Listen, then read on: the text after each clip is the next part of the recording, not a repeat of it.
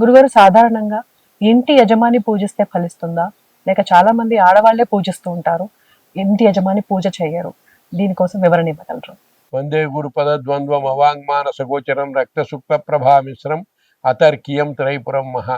అమ్మ, మీరు అడిగిన ప్రశ్న బాగుంది. ఈ రోజులలో ఏమైందంటే దేవుడి గదిని పూర్తిగా ఆడవాళ్లకు వదిలేశారు. యజమాని ఏదో పనులు చేసుకుంటూ బయట తిరగటం, అసలు దేవుణ్ణి మర్చిపోయినారు. దీపారాధన కూడా చేయటం లేదు. కానీ యజమాని అన్న పదానికి అర్థం ఏంటంటే, యజ అంటే అర్చించు అని అర్థం.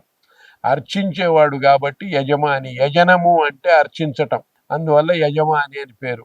యజ్ఞయాగాది క్రతువులు చేసే వాళ్ళను యజమానులు అంటారు. కాబట్టి అసలు ఇంట్లో పూజ ప్రధానంగా చేయవలసింది ఇంటి యజమాని. ఆడవాళ్ళు దానికి సహకరించాలి. ఏదో దీపారాధనకు ఒత్తులేసి ఇవ్వటము, వంట ఇల్లు శుభ్రం చేసి పెట్టటము, విగ్రహాలు ఏమన్నా ఉంటే కడిగి పెట్టటము, దేవుడి గది అలికి ముగ్గు పెట్టటము, ఇట్లాంటి పనులు ఏవైనా వాళ్ళు సహాయంగా చేయవచ్చు. కానీ అసలు చేయవలసింది పురుషుడు. పురుషుడు పూజ చేసుకోకుండా, దేవతార్చన చేయకుండా భోజనం చేయకూడదు. కానీ అట్లా దేవతార్చన చేయకుండా భోజనం చేయటం మహాపాపం అని కూడా చెప్పారు. అయితే ఈ రోజులలో వీలు పడదనుకోండి అన్ని పనులకు. వీలైనంత మటుకైనా పురుషుడు కొద్దో గొప్ప అయినా దేవతార్చన, ఇంట్లో దేవుడు చెయ్యాలి. అది మంచి పద్ధతి. అంతేగాని పూర్తిగా వంట ఇల్లును ఆడవాళ్లకు వదిలేసి వాళ్ళు చూసుకుంటారులేండి అని తిరగకూడదు. కాబట్టి ఖచ్చితంగా కొంతవరకైనా చెయ్యాలి, చేతనైనంత వరకైనా చెయ్యాలి.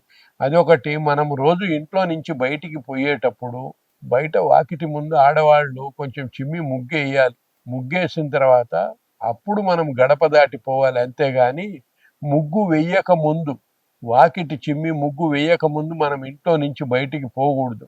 చాలా ఇళ్లల్లో ఏమవుతుందంటే ఈరోజు ఎప్పుడో ఆడవాళ్ళు తీరిగ్గా లేచి ఏ 10కో 11కో ముగ్గేస్తారు. ఈ లోపల మగవాళ్ళు ఆఫీసులకు పోయేవాళ్ళు, బయట పనులకు పోయేవాళ్ళు వెళ్తుంటారు. కానీ ముగ్గేయకుండా ఉండే రోజులు వేరు రోజులు. ఆ రోజులు ముగ్గేయకుండానే బయటికి తీసుకెళ్తారు. కాబట్టి అటువంటి పనులు చేయకూడదు. ఆడవాళ్ళు కొంచెం ఇంటి ముందు చిమ్మి ముగ్గేయాలి.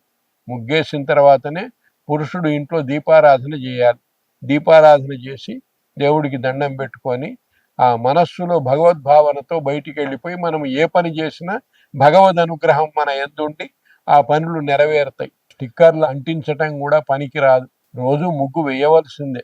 ఆ ముగ్గు కూడా పిండితోటో దేనితోటో వేయవాలి. కానీ ఏదో విధి లేక ఇంకేదో గీస్తున్నారు చాక్ పీసులతో కొంతమంది. అది కూడా పనికిరాదు. పిండితో వేయాలి ముగ్గు.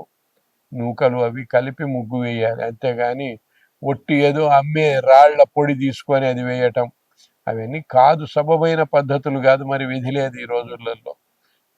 నూకతో వేయటం మంచిది, అది ఉద్దేశం. అందువల్ల దేవతార్చన కొంతవరకైనా చేసుకొని పోవటం మంచిది.